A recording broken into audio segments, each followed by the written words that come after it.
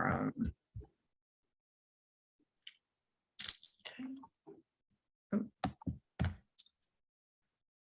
Do we know if we have quorum? That's what I was trying to figure out. Welcome everybody and to the October meeting of the CAC. I'd like to let everybody know that we are recording the meeting and it may be published or will be published if saved to the for use on the CAC website and the school district's websites. Can we verify if we have quorum? We have some people still coming in. Okay, then we'll give it a couple minutes. Let's see, what Padres have their one. Heather, we've got 1, 2, 3, 4, 5, 6, 7 out of 10 board members. So I think you're good to go if you'd like. Okay. Then you're good to go, Madam Co-Chair.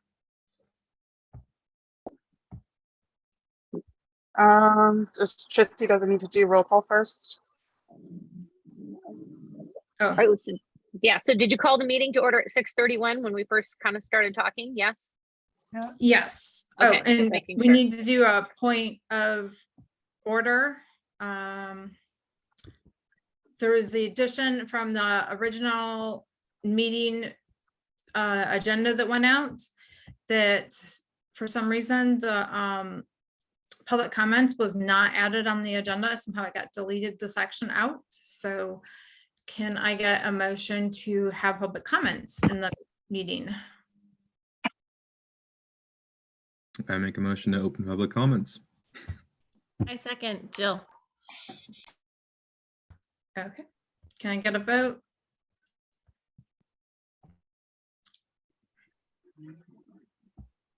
Aye. Yeah, actually, I really need you guys to vote, like either verbally or. Put Okay. your hand up if we need to. Yeah, Let's see. So Chris, me, Heather, yes. Heather Marshall, yes. Rosabel's on. Pia, yes. Jill, yes. Okay. Heather Osborne, yes. Yes. Thank you. Okay. All ayes, no nays. and voting members have to have their cameras on according to the new bylaw or according to the new Brown Act when we got to come back to Zoom. The rest of the public does not, but voting members do need to have, sorry, gang. We have to have our cameras on. Was one of the new rules. The change. So, to the secretary for roll call. Heather Plotsky, I'm here. Heather Marshall, Here. Rosabelle, Here. Jill Cooley, Here. Kia Edwards, Here. Heather Osborne. I Here, saw her. there we saw go. her Yep. too, yeah. Allison Smith. I haven't seen Allison. No, okay. We saw Chris, and is Nadine on? No, all right. Okay, good to go. Okay, now it's my turn. Hi, everyone. My name is Heather Marshall. I am Madam Co-Chair for the CAC. And I would like to now allow any public input that anyone may have at this time. This is an opportunity for members of the public to share comments and concerns with the CAC. In the interest of time, speakers are limited to 3 minutes each with a total of 15 minutes allotted for all public input. Please respect student and personnel privacy. CAC members and district staff cannot respond to individual concerns in this forum, but will take your contact information for future follow-up. So does anyone have any public input at this time that they'd like to I have address? something. Sure, go ahead. So I'm new here. Hi, my name is Jamie. I have just a opportunity for the CAC community. I'm a doctor of physical therapy, and I work for a nonprofit called Surf and Turf Therapy. Originally, we're based in Orange County, but we're expanding our services to San Diego. Right now in San Diego, we offer physical therapy services in non-traditional environments, regardless of financial need. So locations include community parks and hiking trails throughout San Diego County, and we also offer surf-based physical therapy. We currently run Saturday mornings at Cardiff State Beach. We're also looking to open a Thursday morning in Tourmaline. I think I can provide a link in the message to our website. Is that all right? And my Yes. email, if that's okay? Yep. Yeah, so I'm gonna drop that in the chat. So again, regardless of financial need, we basically are providing community-based physical therapy services. Everyone is welcome, kids, adults, any sort of special need, disability, we welcome it all. We offer sibling programs, we have a whole bunch of stuff. Our website is not fully updated with San Diego information, but we're here. So just send me an email. If you or anyone knows interested, if we have families on here of kids who are interested, it's a wonderful opportunity. Thank you so much, Jamie. Thank you. And yeah, I can look in the chat for the information. Thank you. Anybody else have public Heather, you can't hear There's you. a little, there's some electrical interference. I think what she was saying is go ahead and check out the chat for that contact information. Is there anything else, Heather? We have another hand raised. Michelle O'Connor Redcliffe. You're next. Thank you, Heather. I just wanted to quickly give a quick shout out to Rosabelle and her community engagement committee. I'm really excited that you guys again are so on top of this year and that you're taking up the work of looking over all of our SPSAs again this year. I think your committee's perspective is something really valuable that we do not have at most of our schools. So that lens of families of students with disabilities is really, really critical. And we need parents of students with disabilities to be really visible and vocal in this way so we can get it right. And so our students aren't left out. So I just wanted to shout out Rosabelle and her committee. And lastly, I also want to give a shout out to Heather Plotsky for sending the email to the Board of Education in that the CAC was left out of looking at the early SPSA for Abraxas High School, where there are a huge number of students with disabilities. Thank you for being on top of that, Heather. Without you, I think that might slide through, and I don't think it will again next year. So thank you to all of the members and everyone who's going to look over those SPSAs coming forward in the next couple months. You are invaluable to us. Thank you so much. Thanks.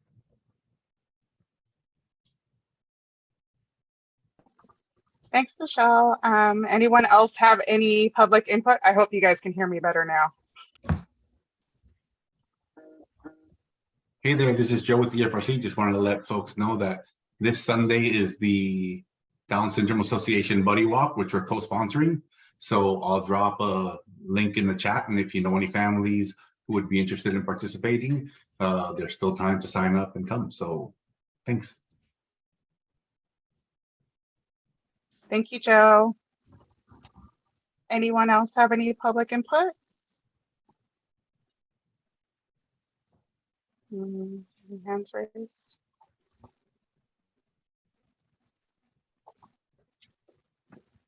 No?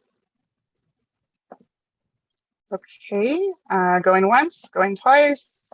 Okay, moving on to the next agenda item, which would be the approval of minutes.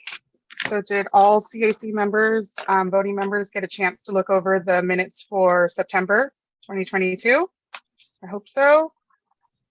If so, can I get a motion to approve the minutes for September? I make a Any motion to member? approve the minutes. It's Jill. Thanks, It's- Jill. It's Rosabelle. I second the motion. Thanks, Rosabelle. All members say aye. Aye. Aye. Aye. Aye. I wasn't there, so I can't vote, correct? I believe so. Is that correct, Yeah. Heather? Otsky? Yeah, okay. Yeah. Okay. Any nays? I No? can't vote either since I wasn't there. Okay, so then, but you can still motion to approve? Can she still motion to approve, Heather? If not, I make the motion. There you go. Okay. Thanks, Chris. Okay, no nays, so all in favor, and we all said in motion, we all agree. So approval of the September 2022 minutes for our CAC meeting have been approved. Next agenda item is the liaison BOE report by Dr. Patel. Yeah, hello, good evening, everybody. I think this is the second time I've given the Board of Education report. I am really happy to be here tonight. I don't have that much to say, so I'm going to try to keep my comments brief so that you can continue on with your meeting. I know some out there are very excited to focus on the Padres game. I have 3 topics I want to touch on today in my report. One is a positive thing, a nice celebration for the district.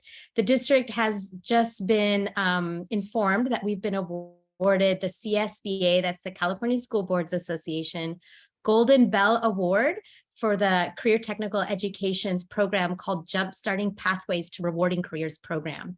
That's a very exciting award. It's a state level recognition for the work we're doing here. It's similar to the Golden Bell Award we got last year for the work we were doing with students with disabilities. So this is very exciting for us to be recognized again by the state of California. The second item I want to touch on is a little more serious. It's been causing some controversy in our community, and I wanted to make sure that everyone here in this room was empowered with accurate information, because I know sometimes it's difficult to attend our board meetings, and especially last week's was very long. We went till 10:45, where we were literally facing when the building gets locked down for us to leave. So, and that's regarding our books and our process of selecting and reviewing library materials.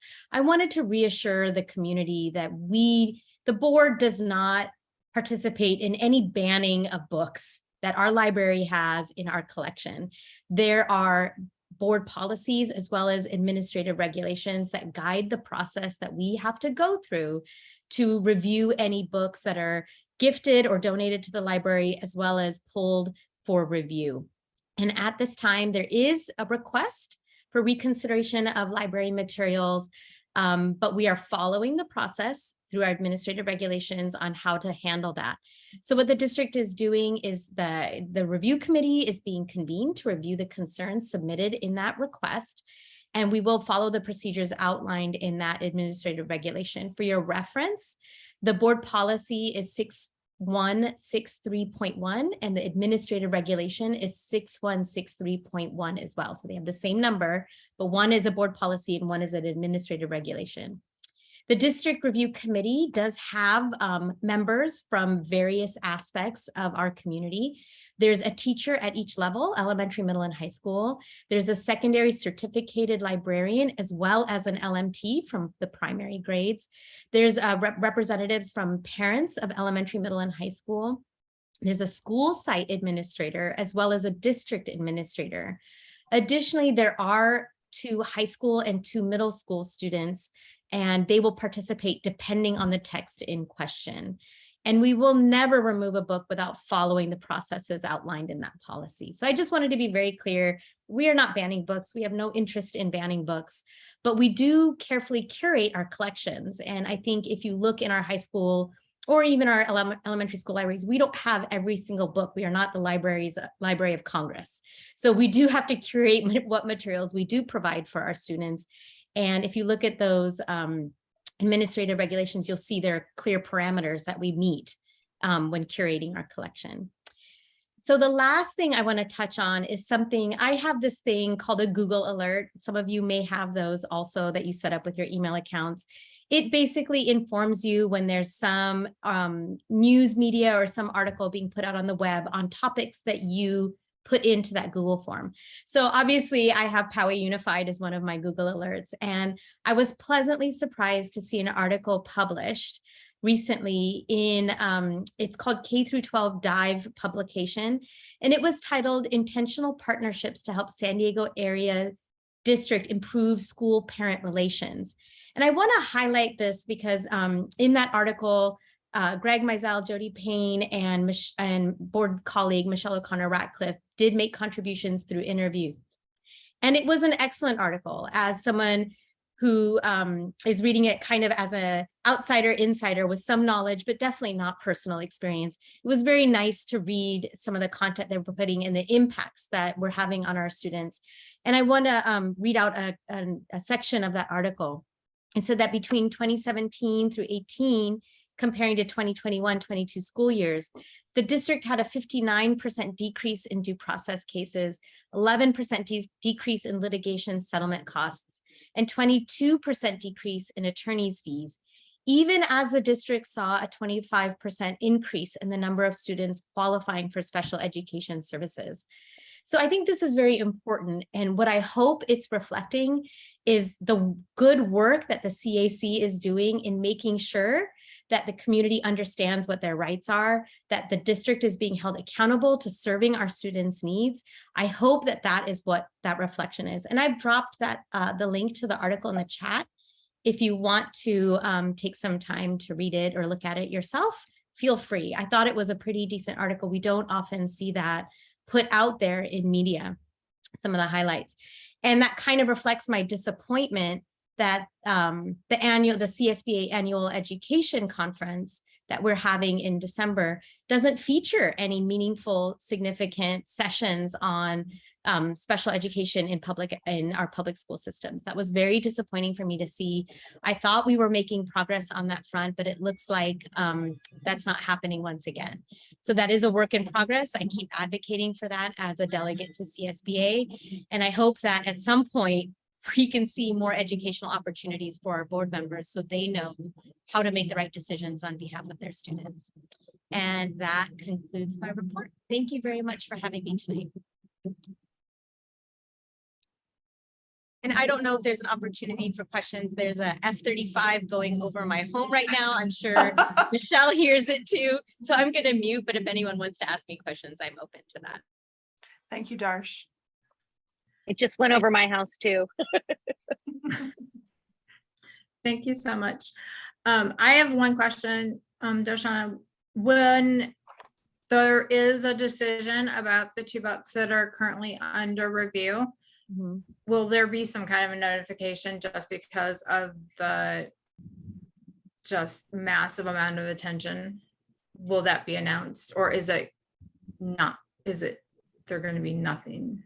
I don't know what the outcome of that committee is. I haven't served. I don't remember the committee being convened to make any decisions like this. Michelle, do you have experience with that? Do we usually make, I don't think we usually make a public announcement like that. There's no process like that.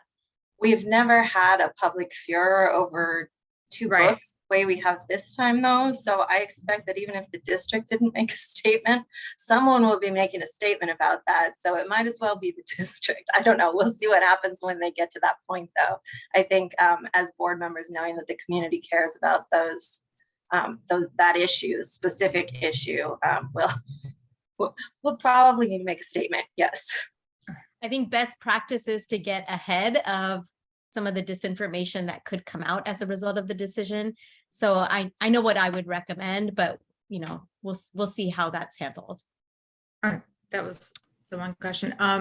The other question that I've been hearing is a lot of the online books are, just because they're not on the shelves, the online books available are an issue as well. I don't know if do they go under the same review process? We don't have, as far as I understand, we don't have control over those databases.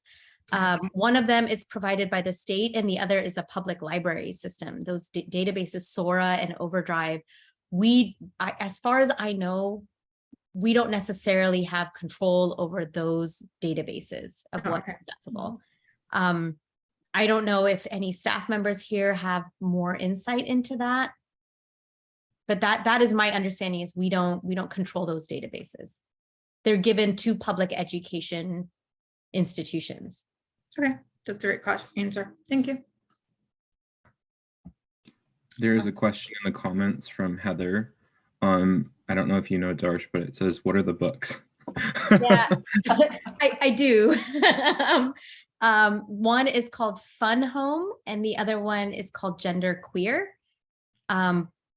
So the interesting part about this is they have been, passages and depictions of those materials have been shared at board meetings. So if you would like to see what people are saying, you're welcome to go look at our past board meetings. The concerns are listed there. And they are currently under review. Great. Thank you. All right. And we'll move on to the district liaison report. Jeanette? Okay. I'm going to go ahead and share my screen here.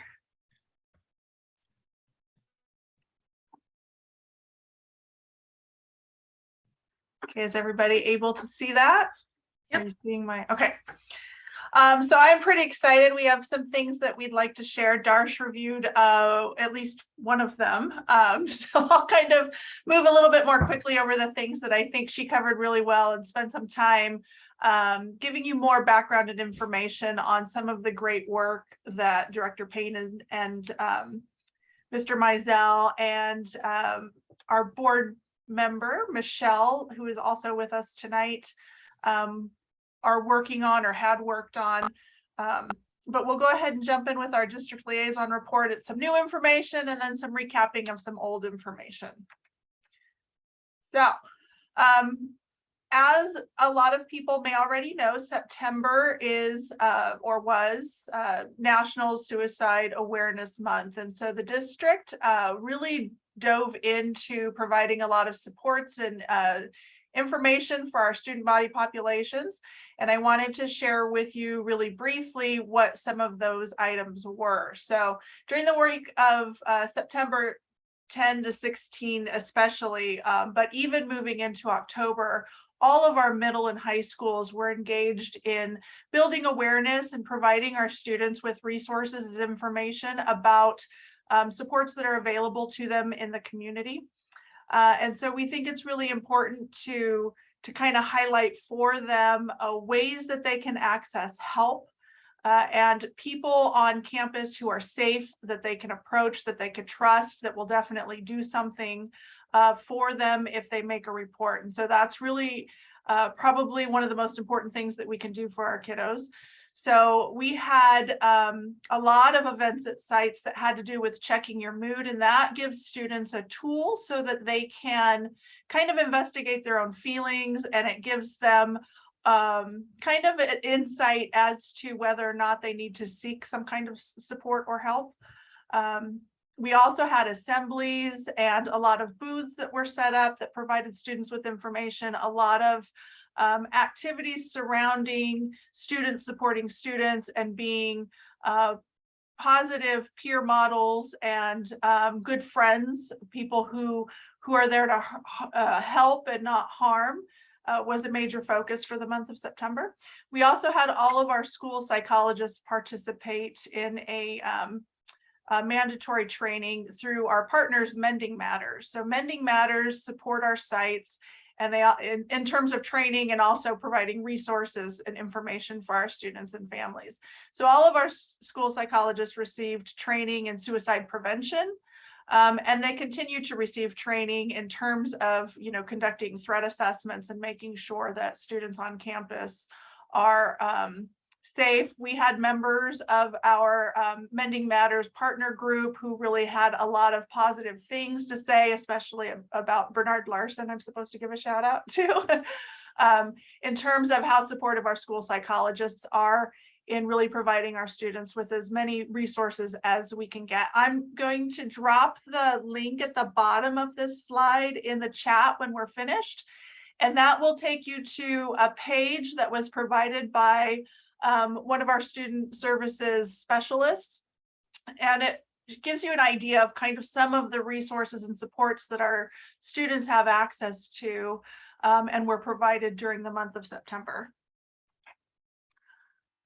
On a similar note to what Darsh had presented, we are really excited. I was super excited to present that our district was recruited by Cadre to provide a webinar. It was a 90-minute webinar, kind of highlighting how the district has approached reducing conflict and really improving home to school relationships. So ultimately, the point of Cadre, it's the Center for Appropriate Dispute Resolution and Special Education, and their whole mission is to kind of reduce the tenuous nature of what some of our parents experience during IEP meetings. And so they're very interested in providing a lot of training and information to all LEAs throughout really the country in terms of building rapport with families so that we can avoid, these unpleasant meetings that create tension and distrust, and really focus on building our engagement with our community partners and our families, and building a trust and a sense of belonging for our families and our students, so that we are all on the same page and we're able to make better, more effective decisions for children more quickly. So one of the things that was highlighted, you can see I have the stats kind of listed here, during that 90-minute webinar, was not only the infrastructure that the districts implemented in order to make this a reality, but also just sort of the information that Darsh has already shared with us. So I'll leave that up there for you. As she mentioned, we've experienced a 59% decrease in due process filings, and that is despite increased enrollment for students who have IEPs.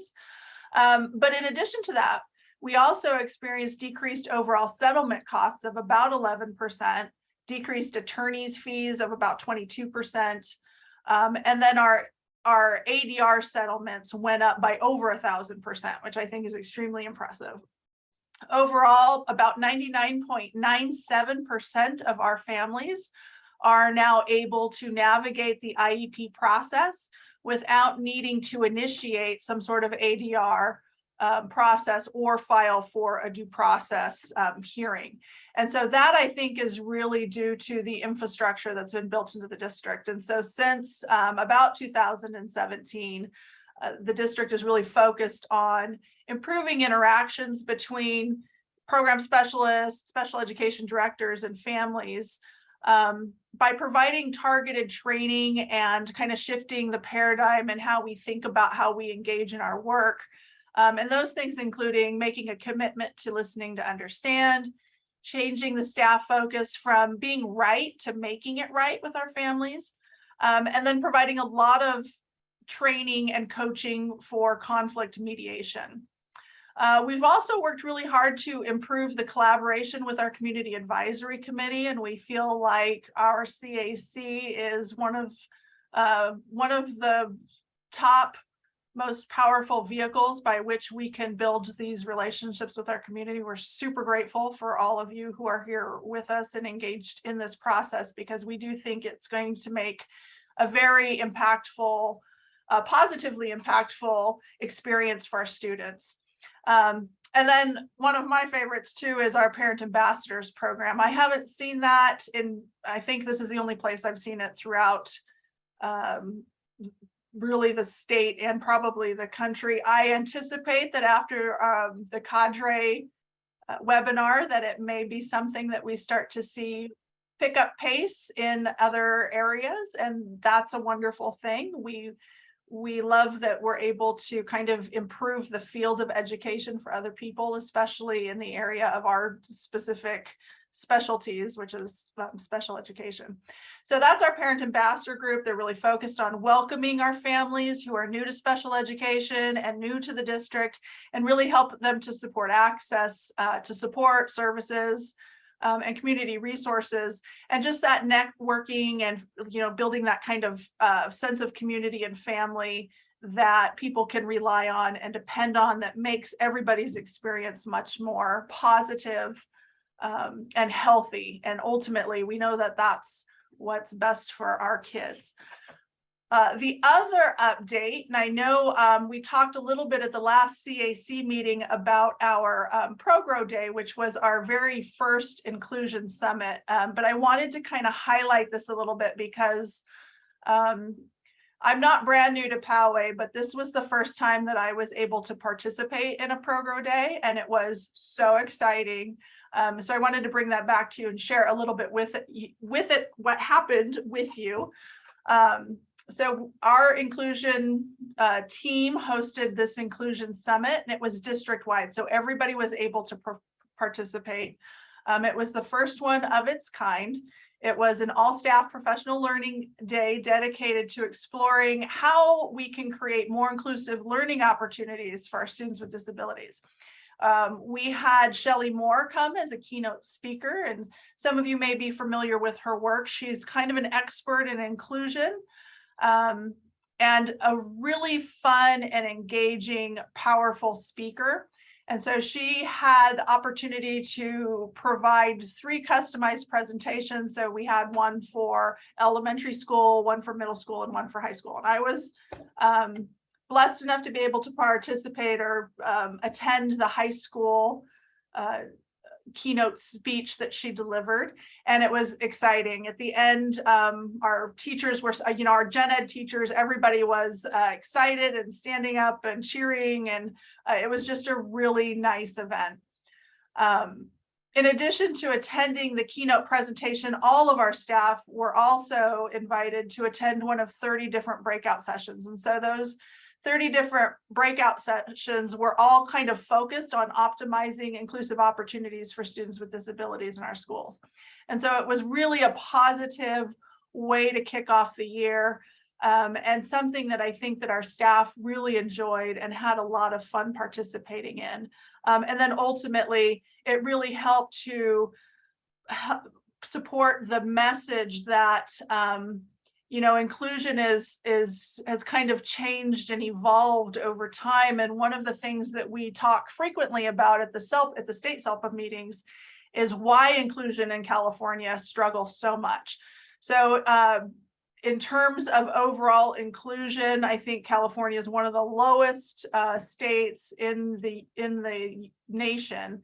And part of the reason for that, now that we're discovering, is that our diversity has increased, which is a wonderful thing. And so part of the message that Shelley had to deliver was that it's really about making this kind of paradigm shift to teaching to diversity that is going to help us make sure that all of our kids are included to the greatest extent possible in all of the events and courseworks and opportunities that every other student has access to. And so that was a very exciting event, and I kind of just wanted to bring it back and let you know how it went, because we talked about it before it happened. And I know that some of you were also able to attend and participate, and we really appreciate your participation in that as well. And then with that, I also wanted to give Tiffany King and Heather Schauder, our 2 directors of elementary and secondary education, an opportunity to give you some updates about what's going on in our programs. And they are here with us this evening, so I'll turn it over to Tiffany.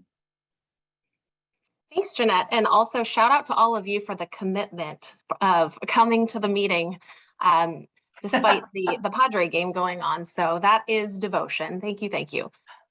New teacher boot camp. So wanted to just update everybody that we have something brand new that we've never done before this year, and that is a new teacher and intern boot camp for we have about 30 brand new year 1 teachers as well as interns that are they're essentially paid student teachers, so they take on caseload and the typical workload of a credentialed teacher, supervised by the university and supported by district personnel.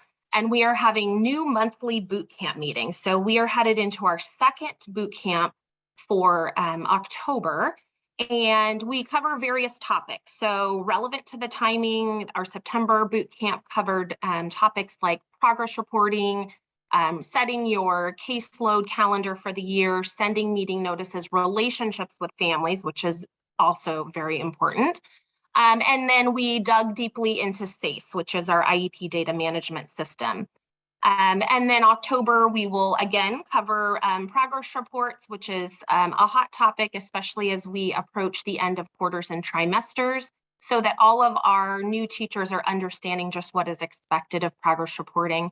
We will also be covering individualized transition plans for our secondary folks, and then elementary will have breakout sessions as well. So we allow our new teachers and interns to submit topics that are coming up, also how to navigate and manage instructional assistants and best utilize them. Co-teaching is an ongoing topic for our new teachers and interns so that they are understanding the expectations of co-teaching and exactly how to have relationships with our general ed partners. So lots of really exciting pieces that we'll cover across the school year, and it's been really great and positive feedback, and we definitely are eager to continue this throughout the years because it's been really beneficial.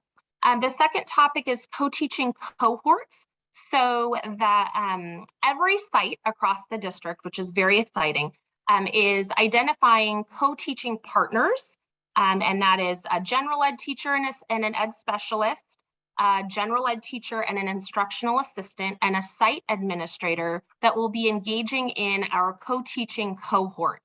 So I had the opportunity to present to all the principals a few weeks ago at one of our TK to 12 leadership meetings about co-teaching and the partnership we're currently engaged in with Chapman University and our SPACE grant, which is Supporting Inclusive Practices grant, and the expectations and documents and co-teaching standardization that we are implementing from preschool all the way to our adult transition program. So our goal is to unify this process so that no matter where we go, whether it's Bernardo Heights, Adobe Bluffs, Poway High, that when we walk into a classroom, we are seeing the same type of co-teaching expectations implemented. So we are excited to start that. November 3rd, we have our middle school cohorts. November 7th and 9th, we have 2 elementary cohort trainings. And then on the 16th, we start with our high school. And some of our sites have definitely been implementing co-teaching and probably could run the training as well. So we're utilizing our own teachers and support staff to help guide the trainings as well. And some of our sites are starting at the very, very basics and the foundation. And so we will be starting exactly where they are and starting with their baseline and working on progressing towards then. And principals provided that feedback as far as their site baseline. So really eager to get that going, and definitely will report back with progress. And then Jeanette, I think the next 2 are Heather. I can cover those. So the next item is just to share that National School Psychology Week is the week of November 7th through 11th. So that occurs before we have our next CAC meeting. And as a school psychologist myself, I'm hoping that all of our school psychologists are feeling a lot of love and appreciation, not only that week, but all year long. And I'm hoping that our school sites do something special for our school psychologists to just bring awareness to all the great work they do. That includes identifying students for special education, being part of those teams, serving mental health needs, counseling, behavior support. The list is endless, supports to parents and families. And then the last item here is just an update about our Inclusive Practices Advisory Board. We have those meetings approximately quarterly, and we typically select a different school site to host those meetings each time. And so this time around, Pomerado Elementary School hosted the Inclusive Practices Advisory Board meeting. and that was on October 4th. And it gave us the opportunity to walk through some classrooms and to continue to see the amazing work they're doing with inclusive practices. They were awarded Inclusive Practices School of Excellence last year. And it just goes to show that the work continues even after all the celebration and the awards happen. It's the day-to-day inclusive spirit that keeps happening at Pomerado. And Pomerado is a site that we're able to invite other principals to go and see, and teachers from other sites to go and see that work. And we also had the opportunity to hear from a panel from Pomerado that was made up of different general education teachers, special education teachers, service providers, instructional assistants, where they were able to highlight their successes and then share kind of next steps or areas of challenge or need, and to put heads together on that. Jeanette, we have a few questions on the chat. One of them is, did I understand correctly the statement about California having a low or the lowest inclusion? It is, off the top of my head, I'm going to say it's somewhere around the 46th percentile, but California definitely has one of the lowest inclusion rates in the country. I think we're like 46 out of 50 states. So there was a recent SAGA study that was conducted by WestEd that compiled a lot of this data and information, and they had a lot of recommendations to make. And one of the findings was that California is really lagging in inclusive practices across the board. That might be a resource that I can share out with all of you. And then the next question was, is it possible to have more information on the guest speaker that was available to teachers in the district? Heather did add some a Twitter account for Shelley Moore and a URL website. But does that answer your question, Ms. D? If you go to our website, Chris, I was just typing it. The resource for the day of September 21st is got all of the slideshows from her speaking that day. Perfect. On there. I was just trying She also has a YouTube channel. Yeah. But yeah, the You can see slideshow those from for- that day is on the website. And then we have another question that just came in. Is there a central location to find out the current status of the district's progress towards inclusion? I'm not sure I'm understanding the a central location. I think that a lot of that information is published, but we can definitely talk to Associate Superintendent Mr. Mizell and see if there's a way for us to put that information out. I don't know if the other directors have any. Yeah, I'll help you. It's already up.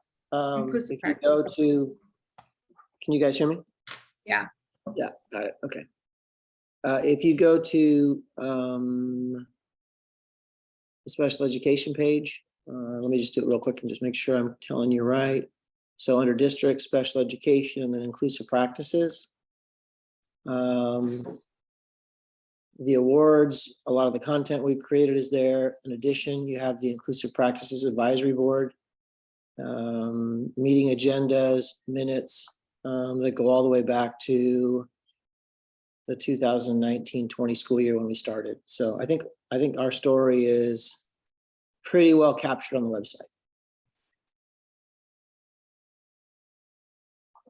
Another comment is it possible to not make it so hard to find? It's under special education, yeah, under inclusive practices. So I'm not, yeah. If you have a suggestion on how to do that different, let me know.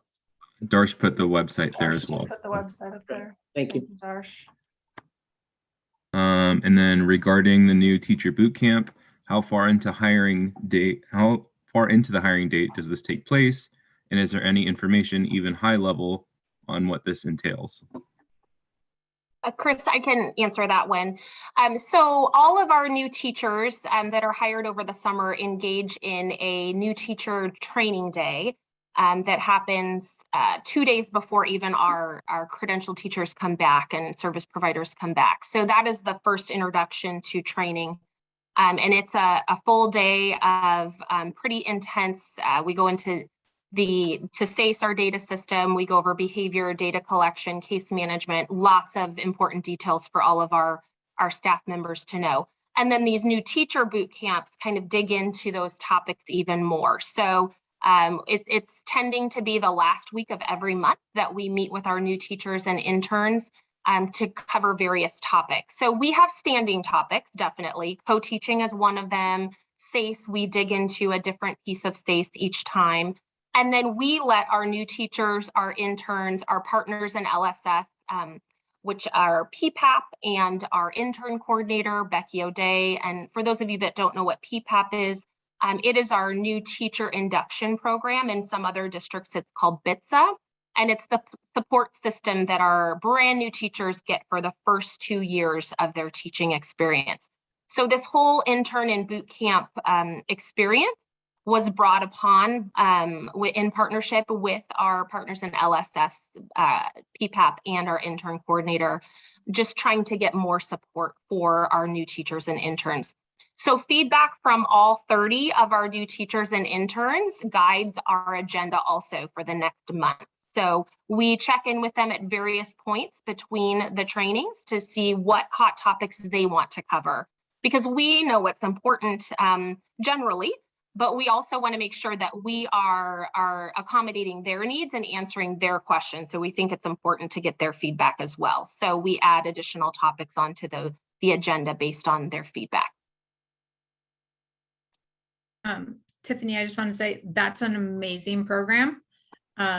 Speaking from somebody that has a brand new first year teacher, I know that he just went before his union and they went to the school district because they don't have that. And he's actually talking to other first year students that are first year teachers that he graduated with, and none of the districts up in the northern part of the state have anything like it. And it's the number one thing that they're all going to their districts about and their unions about, because they're just like, here you go.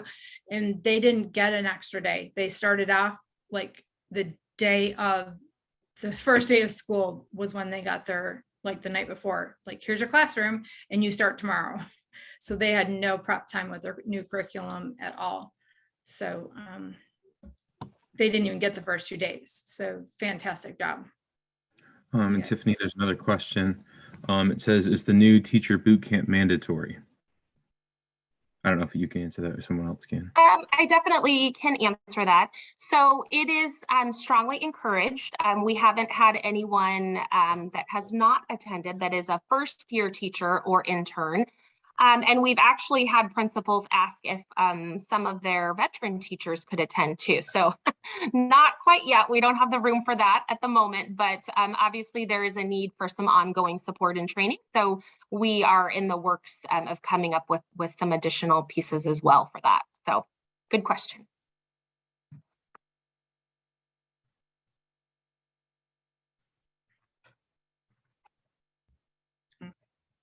Okay.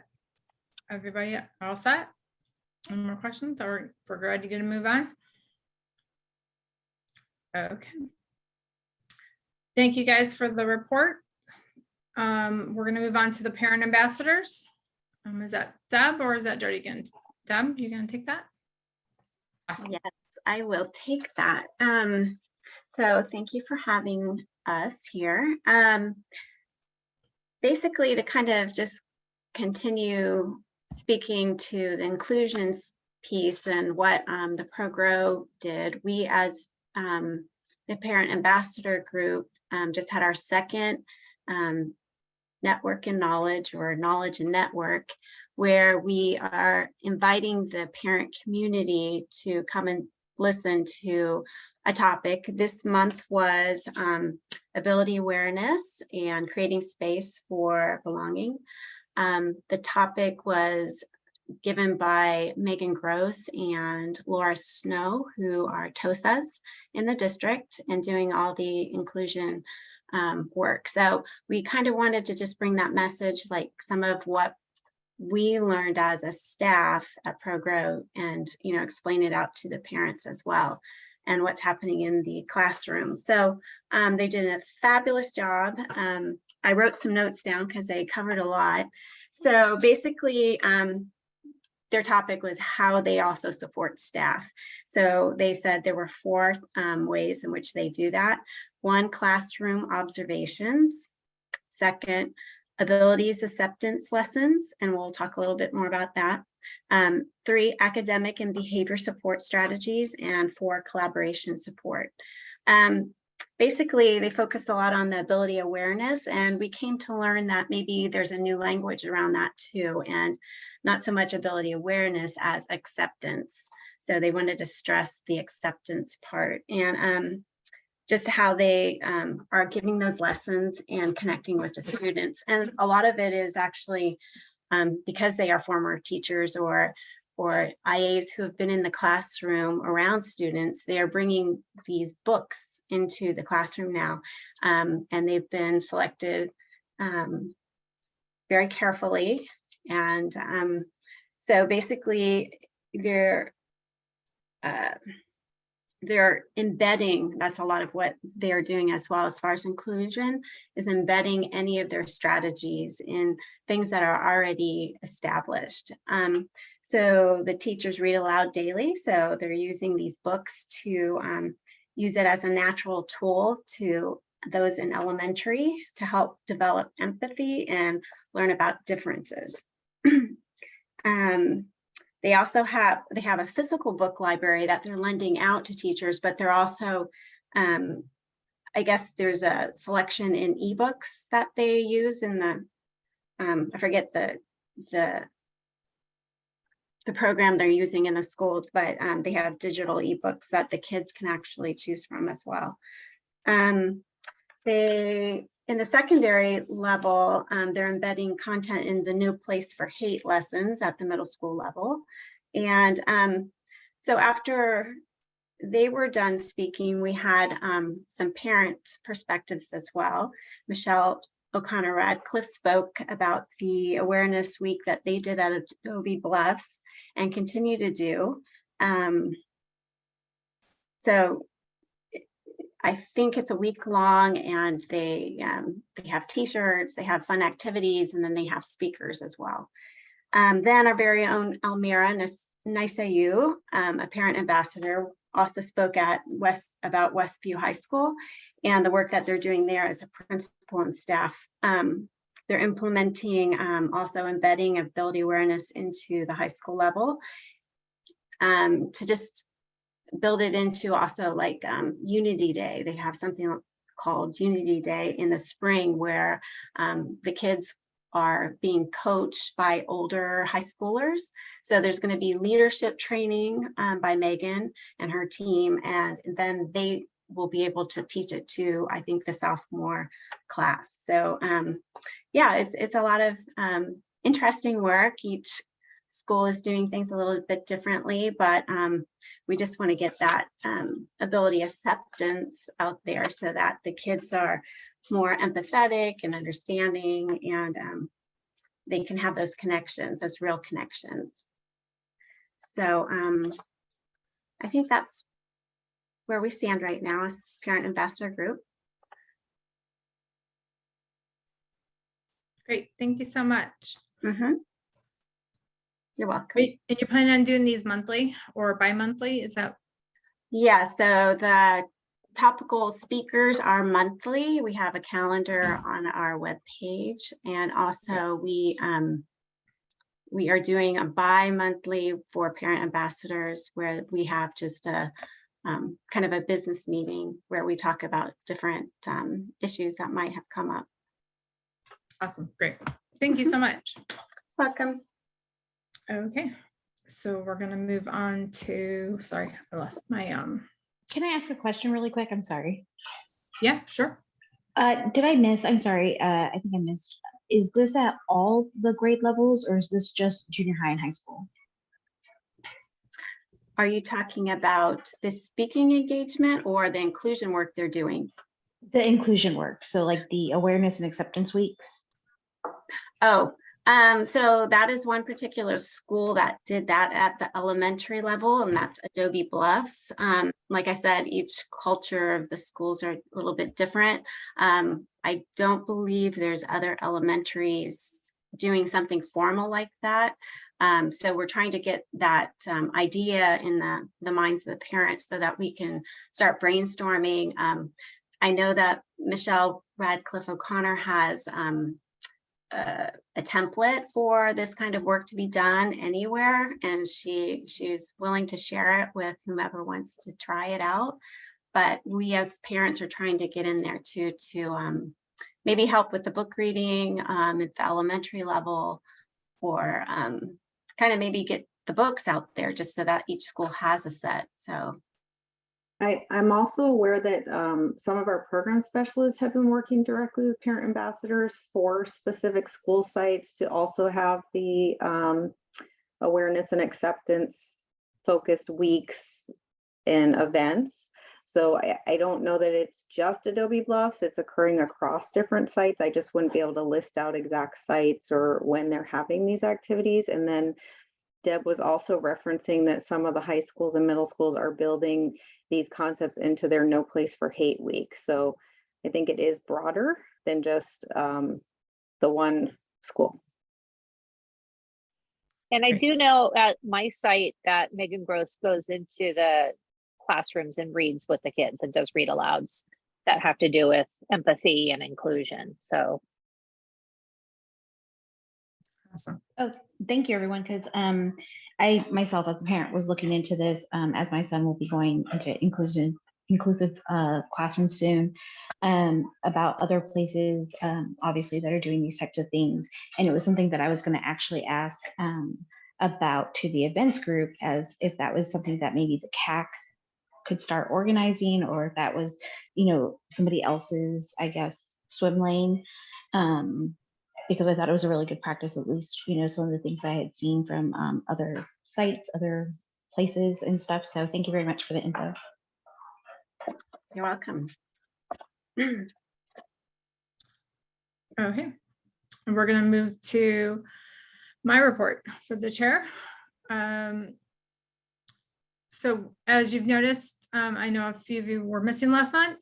We are currently running in Zoom, and thankfully, Chris Corrett has stepped up to be the hero and is going to take over running and tracking the comments and running the room for us. So I'm going to shout out to Chris for that. Thank you so much. I do need a timekeeper because, as you notice, it's 7:28 and we have a whole lot of time or a whole lot of agenda left tonight. So I am going, if someone can think about that and jump on to be a timekeeper. We have not been putting times, this is only our second meeting, but we are going to have to go back to putting times on the agenda, or we are going to be, no one's going to make that last inning of the Padres game. I guarantee it tonight, guys, because we have a lot left to cover. So if someone can step up and be the timekeeper, and we're going to have to start requesting times for presentations. Okay. So if a member can volunteer to be that, that would be. I'll do fantastic. it. I'll You're gonna do do it. that on top of everything else? Yeah, that's fine. Awesome. Thank you so much. Chris is the hero once again. Trici's gonna note that in blood. I also attended, thank you very much to the district.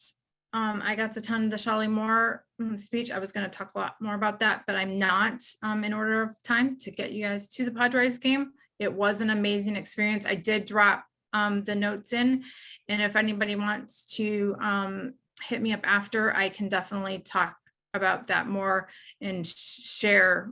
Like I said, her whole slide deck though was for all three of the presentations she gave were on her website or her blog on the date that she was there, which was the 21st, and it was an amazing experience. Inclusion has been definitely, for me, it was I have 3, and it was definitely a life-changing day for me. And I know the directors know that for me. So it was a very emotional and life-changing thing. It was an amazing experience. So I'm glad I got to be a part of it. And thank you very much to those that made that happen. The last thing I wanted to make sure, and it is a live link. Greg Mazzell is going to be giving a safety meeting, and it's on mental health. It is December 8th. That should be a live link to the brochure. We have a meeting scheduled for the 6th. I'm going to leave it up to the group if we think we can do 2 meetings in 1 week. I definitely feel that the safety summit, which is going to be live at the district office, every single person should be going to that. I went to Greg's Safety Summit last month and it was really excellent. But this one's on mental health, guys. It's definitely in the CAC's wheelhouse. And I definitely think it's something that we should be at as members or voting members. So for sure, make sure you mark it down in your calendars. I know I plan on being there, but thoughts, anybody on if I know we are already talking about having a meeting in December or not. We don't have to decide this month if we want to cancel it, but I would like to have it in everybody's wheelhouse if you want to think about it. And then next month, if we want to decide if we do want to hold a meeting in December on top of going to the safety, we can make the going to the safety meeting instead and doing that in person. Heather, this is Rosabelle. Yeah. I just wanted to mention historically in the past, we have taken like December, the month of December off just for the holidays. So I don't know if that adds any information, but I know that we have missed a December meeting in the past. And that was what my thought was. Like, I really just thought going to Greg's was really important to do that. And yeah. We just decide on that tonight then and make a motion to not have a December meeting and just ask everyone's attendance then for that safety summit. We definitely can just cancel it if that's what the group wants to do. I think we can make a motion on that. Is there a board member on that can still? I know we had a couple earlier. Is it Brown Act? Can we do that? They left. They all left? Yeah. 3 earlier. Didn't even get to say goodbye to Chris or Cindy. Greg, can we do that still? I know we have 2 more months of Brown Act, or do we have to wait to vote? You can cancel a meeting as long as there's advance notice. Okay. I need then all members to physically acknowledge vocally that we're going to cancel it. Don't we have to make a motion? I can make a motion. I make a motion to cancel the December meeting. Can I get a second? I second. Still. Nope. Okay. Nadine seconded. All in favor? Aye. Okay. And I highly recommend that you guys go to the Mental Health Safety Summit on the 8th. The link that you put in the agenda, it needs access. Can you just give me the time that the safety summit is? Oh, because I can see it when I hover over it. So I will definitely email it out. 6:30 to 8. I think the next safety summit is 6:30 to 8 p.m. It does say 6:30 to 8. Yeah, I'll make sure it gets emailed out to the committee. Okay. Moving on to new business. Real quick, sorry, who seconded? I was typing. Nadine. No. Thank you. Oh. We had 3. Okay. Nobody wanted to come in December. We just reaffirmed the dates. We need to, the new business is affirm the goals for the year. Did everybody do their homework and look at your goals for down below? Just scroll all the way down to the bottom. At the bottom of the agenda, blue goals that I still have them listed as 2021, 2022. Blue goals were completed. the red goals were ones that people had already said or submitted to me for the particular subcommittees. And black goals were something that we needed to either remove or we left on because we did not finish. So it needs to be determined by the group if we want to keep them or not. Heather, you need to share your screen. Oh, can someone share their agenda? Because I don't know how to do that. I can. Sorry. Then I can't make notes, but then, yeah, I can. Hold on. I think I can share. Hold. All right. Bye. Oh, I'm on the wrong one. No, it's this one. Yep, it's just all the way down to the bottom. Yeah, I don't have my mouse. I'm gonna unshare so somebody else can share. Sorry. I don't have my mouse to be able to move it. If you give me permission, I can share my screen. Sorry, I just assumed everybody had a copy of it in front of them. No, sorry, I have to do this on my phone. I don't have a personal laptop, so.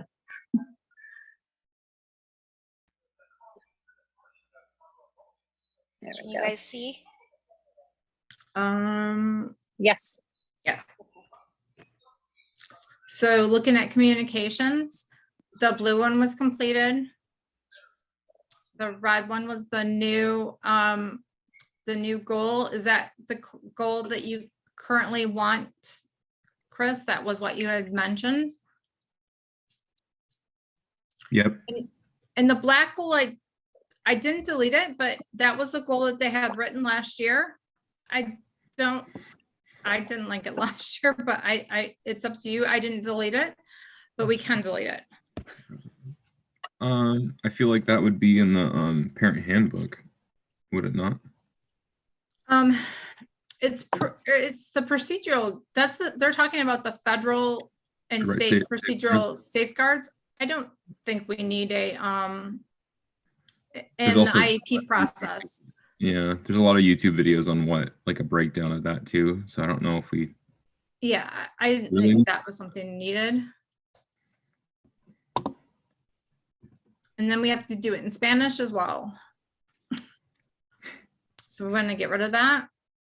I'm okay getting rid of it. Okay.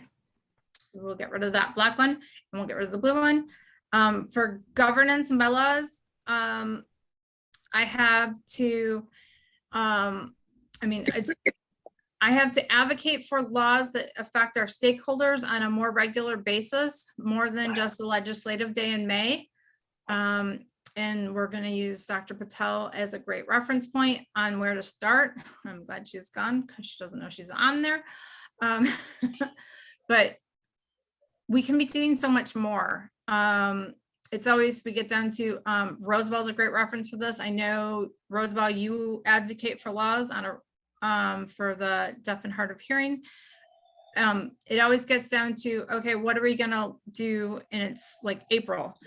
But we should be doing these letter campaigns. I know I did it last year regularly to get some changes done about training for schools and for teacher certification, but it shouldn't just be a one-man show of me writing letters. We should be doing it like regularly throughout the year and what's happening on the front. And I know the statewide CAC does that already. I think we should be joining up and somebody should be doing that. So is everybody okay with that goal for the governance committee? And hopefully I can get someone to join the governance committee to help me do that. So I have a question. I'm sorry. I know we're already like tight on time. No. So just from what I've been reading from like parent groups and things like that, a lot of concerns about the whole inclusive practices and programs and the way that it's going to be rolled out. So is this where we would kind of put like a goal for that, is like the governance and writing letters and finding out like for parents to get more access to how the district is going to be implementing these things or making the decisions? Like where would that kind of go? Because that's kind of the concerns I've been seeing on like parent groups or even concerns from other friends that have children that are in special ed? Where would that kind of go? It wouldn't go under governance and bylaws. So governance and bylaws is actually, it's legal and it's what the bylaws are. So it's, no, it's like specifically what it's called. So it's, are we following the law of like the Brown Act or whatever legislative boundaries we are, which is going to change, and what the laws are. Like, do we want, what kind of new special education laws have changed for at the state and at the federal level for IDEA. But there's a section under here for full committee or community engagement, the SIPSAs. It could be, but I would think that would be under full committee. Okay, thanks. Yeah. But we will definitely get that on there for sure, if that's something that the group decides on. Jill, is your wellness? Yes, this was an idea I had that I don't know who's left on my committee, and I don't really want to be a one-person show, but it was an idea that I'm open to any kind of feedback on if I have any committee members left. You had a And if pretty anybody long wants to list join. on your committee? What? You had a pretty long list on your committee when I looked on the main I part of the did? agenda. Tristy, I know Tristy's No. still. Yeah, it's just me and Heather Osborne and Jill. Okay. Oh, Heather Osborne. Okay, fantastic. That's okay, great. 3. Deb also? Yes, but I know Deb is our honorary. Yes. I mean, she has a lot of jobs. She's spread thin. Yeah. But this was an idea I had because as a lot of you know, this is part of what I do for work is a lot of reading and a lot of connecting, and but I also do this as a parent. So I'm kind of doing all of this kind of reading and exploring in my free time and my professional time. And I thought, there's a lot of parents that are asking me about book recommendations or podcast recommendations, and I'm definitely open to ideas. But a lot of what I've been hearing a lot lately from friends and family is friends and families, but clients as well, is this acceptance, the kind of the process of acceptance that we all go through. And there's a great book, but there's a couple books that I thought we could kind of vote on as a group and whoever's interested. And one of them is called Not What I Expected. It's a book written by a psychologist about the process, and she compares the experience that a lot of us are on, the journey that a lot of us are on, to the stages of grief toward acceptance and celebration. And it's a really neat book that I read when my son was 5. And I remember sitting outside his school, like wondering if he was going to elope that day and reading this book.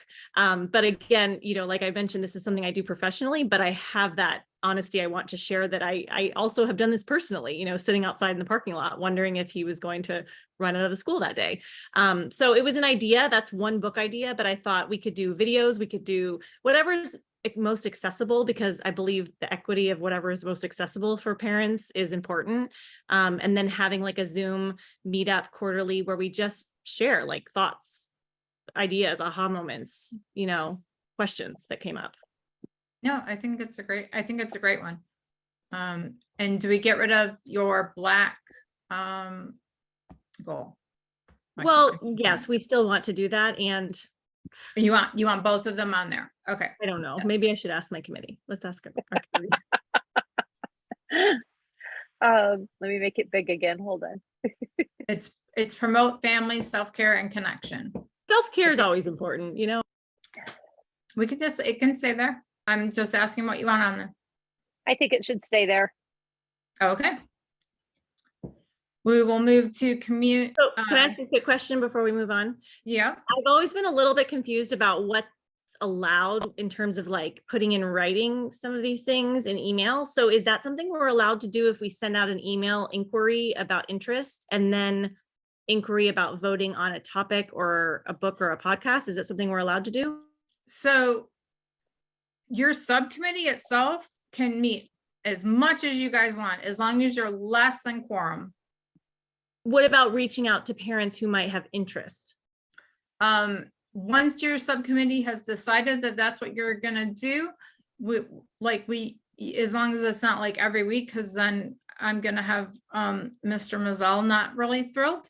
If it's like a once a month thing, yeah, or an initially thing, yeah, that we can send out an email blast. Okay, because- so if our committee were to pick like one date before the end of the year, maybe that's kind of what our goal is that Yeah. we pick a date before the end of the year, we send out a blast and we put out a poll of 3 options of, Right. of titles or something. Okay. we can definitely get that attached to a blast and send out.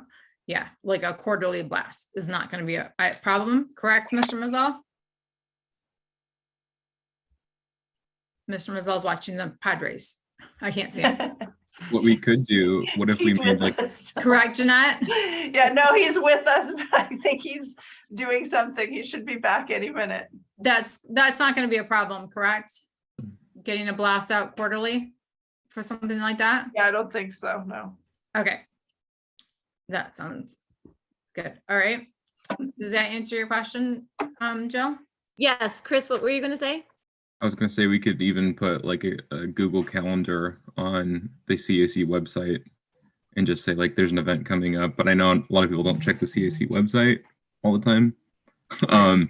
But we could put like a link and say like, we'll connect with Deb possibly, or Jeanette, and do like, check out the CAC website. There's a new event coming up on, different schools' parent newsletter. I don't know. That could be a blast. Yeah, and you're working on the, you are gonna that's work on a right. newsletter, so that could be definitely something that you could tie in Exactly. together. Oh, And then timekeeper says there's 13 minutes left. okay. I did say we were gonna go over probably 15 minutes today, but hopefully we're gonna cut it close. Okay, community engagement. I'm going to keep this quick. I think keeping both is great. I wanted to reach, I don't know who was speaking earlier, but I don't know if this is her idea in terms of what is out there in the community, parents' concerns, maybe that would fall in here into this community engagement. I don't know if that would be appropriate, but other than that, I think the goals are appropriate.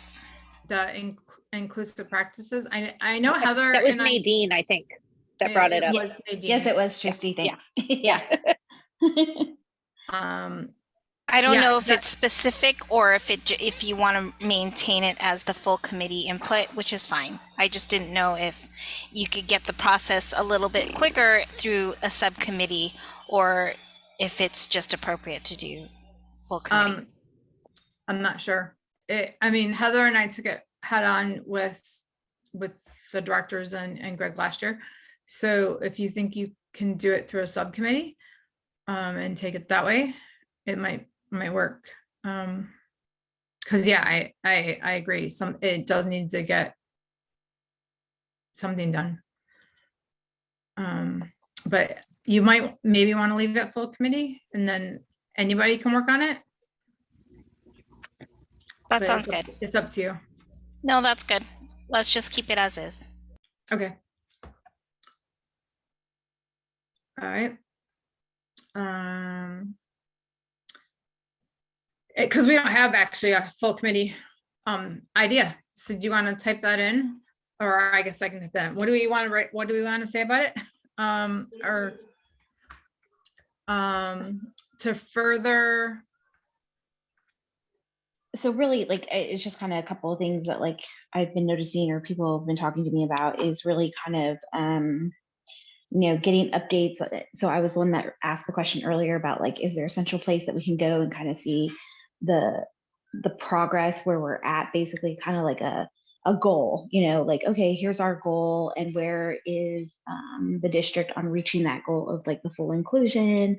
I don't know if, by school or by any, I don't know, but that's, one of the questions that I know have been out there, really just like kind of update on the inclusive program, the integrated classes, and kind of all of that. And that's why I was wondering if it would go up under the regulation governance portion, because that also ties into the general ed teachers getting the appropriate training.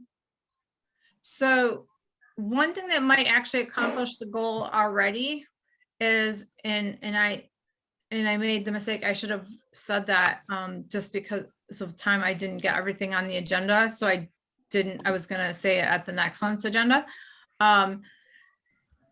Greg has got us on the schedule for 2 parents to be on the inclusive practices advisory committee.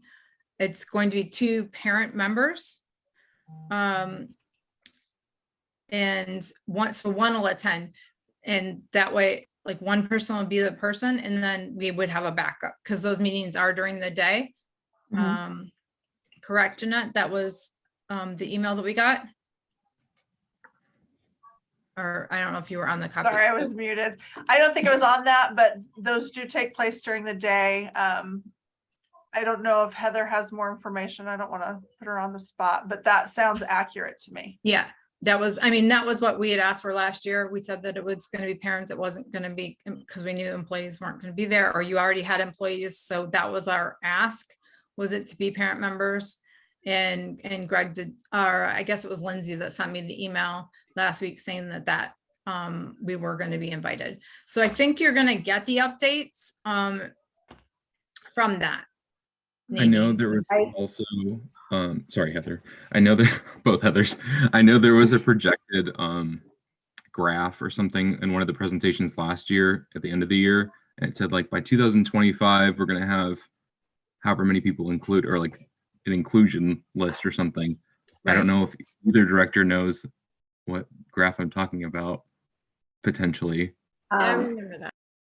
Sorry, it might be some of the state metrics that we're trying to meet, and those percentages for least restrictive environment. Maybe we can go over that again in another CAC meeting, but just real quick, because there's a lot of questions coming from Ms. D, and I don't know who Ms. D is. I put a message in there. If you'd like to reach out to me directly with your name, contact information, email, phone number, I'd be happy to give you a call and we can dive deeper into your questions and concerns about inclusive practices.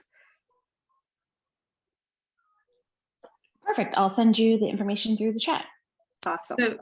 So Nadine, does that, instead of having a goal, does having 2 members be on the actual committee or advisory committee for the district, and we'd be able to give updates at the following meetings? Does that cover that? I think that would. Yeah, definitely. Okay, perfect. And well, now we still need a goal for. Yeah. And if you're available during the days, we'll note that you want to be on that. So perfect. Okay. Perfect. Can we stop the share and then so I can get back to my own agenda? Sorry. There we go. Or I won't be able to know where we're going next. Okay. Let's see. We did that. Okay.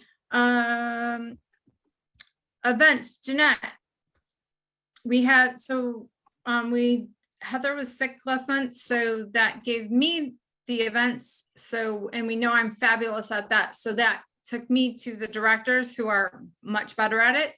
And Jeanette and Tiffany and Jody came up with some great ideas with Greg, and Jeanette's going to present the 2 for us to choose from tonight. Okay.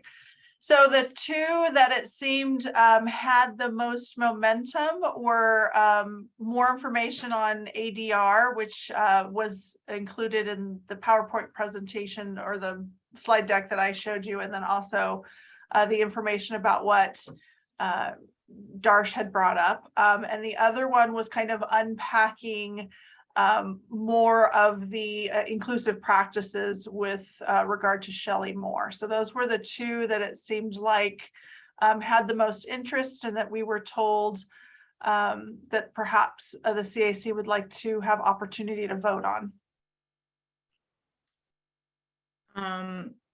So we'll take a vote. It sounded like from tonight's questioning that the inclusive practices seems like where we think that more people are going to want to be.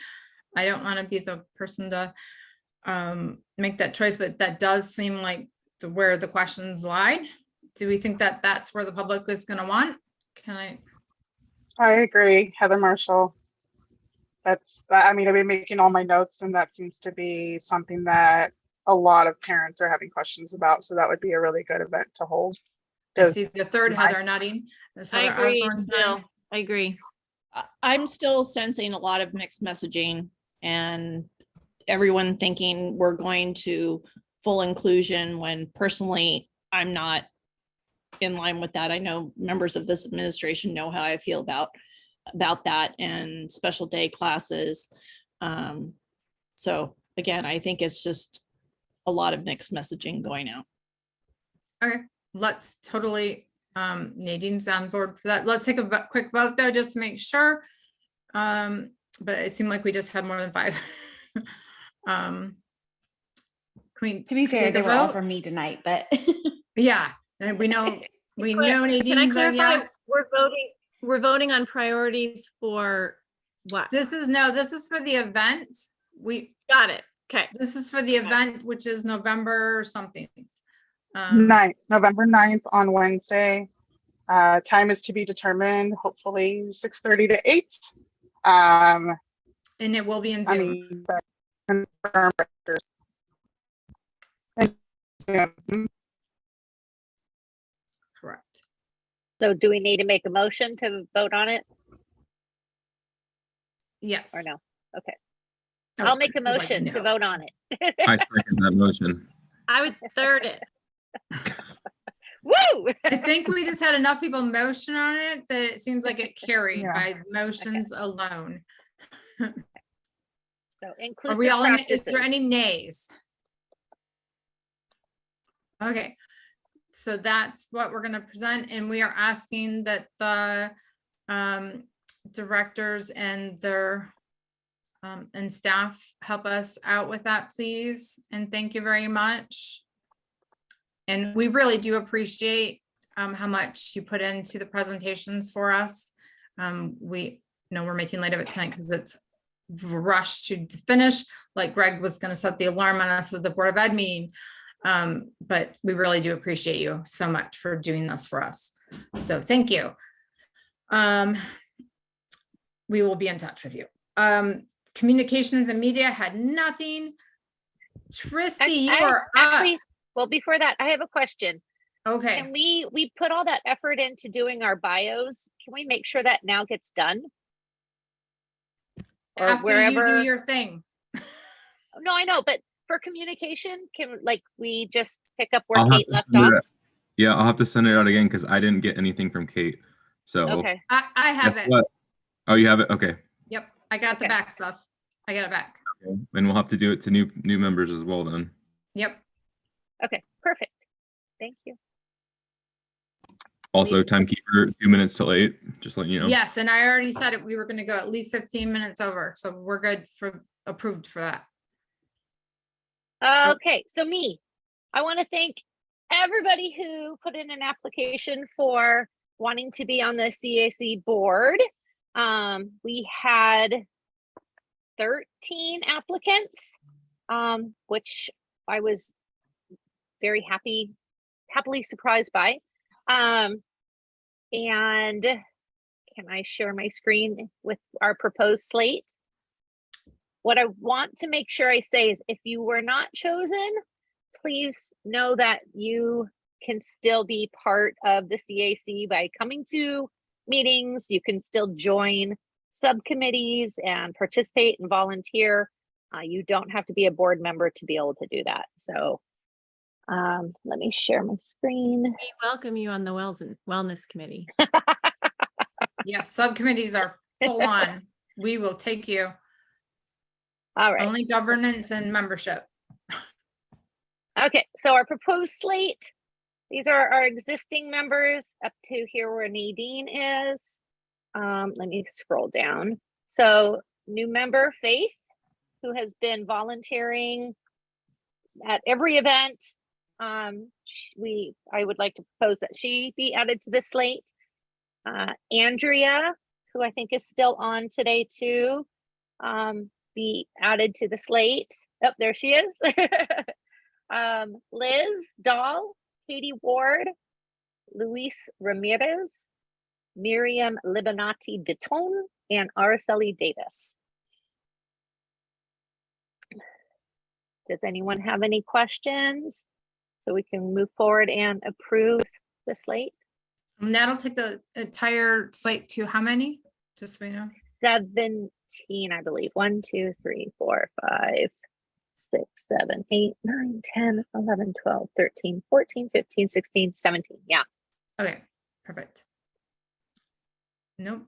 Can I make a motion to approve the slate? There we go. I'm going to stop sharing so I can take notes. It's Thank you, Rosabelle. Rosabelle. Thank you. Can we get a second? I second. I'll second the motion. Oh, too many of us tonight. Thank you, Nadine. All in favor? Aye. Aye. Aye. Aye. No nays? Jill's waving. right. She's a aye. Motion carried. Congratulations to our new members. Okay. And welcome. Welcome. Welcome.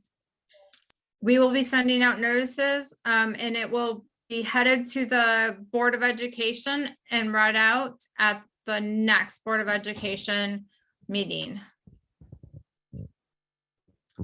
Okay. Governance and bylaws. There's a link here for everybody to read. I'm not gonna go over this tonight, and just because of the time restraints.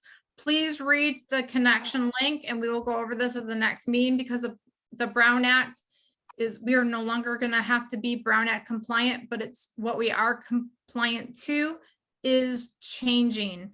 And it's almost exactly like the Brown Act. So it's just a new rule thing. So please read over that before the next meeting, because almost all the rules are the same, but it's not Brown Act. We get to skip some of the rules. Okay, so community engagement. Hello, I will keep this short and sweet. We are streamlining the process. I've come up with a grid. You may not have access because I kind of locked it for now, but I'm putting a shout out to anyone who wants to be involved in reviewing the SIPSAs. We haven't received them yet. I am waiting for Greg to announce that. But once they do, you don't have to be a member of the subcommittee to be a part of the review. But there will be a template for you to kind of, have information beforehand, what you can review. So I'm hoping that this will make the process a little bit more easier for people to be engaged in. And if you want to be on the subcommittee to formalize this little grid this matrix that we're coming up with, please email, and I'm happy to take volunteers. Other than that, it will be available the night of when we do the reviews. Excellent job, Rosabelle. And they should be coming out, correct me if I'm wrong, Greg, mid to late November, because I heard they were due at the December 10th board meeting. Yeah, so it's LSS, it's Learning Support Services that manages the SPSAs. So I'm kind of the go-between, and I'm happy to serve in that role. I know principals were just given an extension. So, there's a lot at the school sites that were still pandemic related, attempting to manage. I don't know if you guys are, I suspect you're all really aware there are significant staffing shortages, and a lot of our principals are still having to cover classrooms when subs are not available. They're having to manage behavior when we don't have enough adults and other support roles available. So anyway, I know in consideration of that, right, and just kind of the challenge so many are facing, they got an extension on the SPSA. So I don't know any more than that. I'll follow up, and Rosabelle, as soon as I have more information, I'll let you know. Awesome. All right.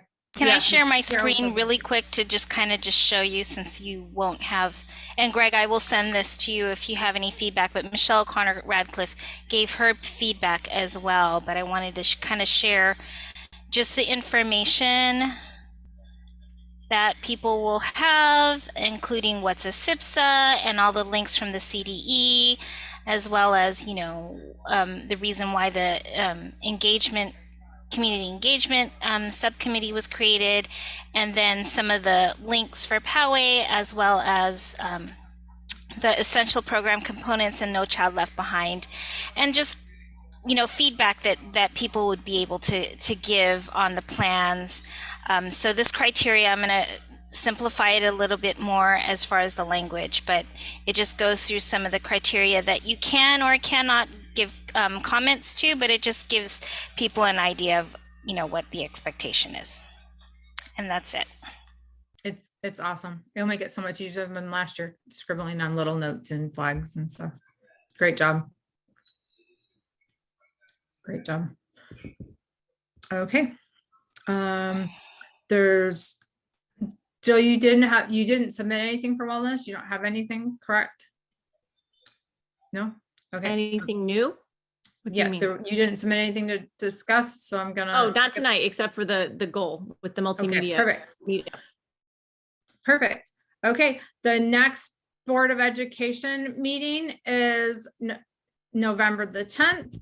The safety meeting for at the district office is December the 8th at 6:30, and that will be on mental health. Like I said, the flyer's there, and I will email the flyer out to everybody since some people said that you couldn't open the attachment. And it'll come out anyways to all the families of everybody. The next CAC meeting will be November 15th via Zoom, because since everybody read the minutes, all CAC meetings will be in Zoom. Events may not be, but all of regular scheduled meetings will be in Zoom at 6:30 on November the 15th. My closing shout out, thank you so much to Chris K for everything and volunteering for every single job available today. You might as well take, do you want the chair? Tristy, thank you as well for coming through all of the stuff and preparing this, helping prepare the slate, and you doing all the scouring. So thank you so much. And thank you to all the applicants that applied. And thank you to all the new members. We're looking forward to you joining all of our subcommittees. We will be fighting for you next month. Also, before I sign off, please remember to vote. Thank you so much. And at 8:07, we are signing off, closing the meeting. Thank you so much for attending. Chris, remember, we are done recording.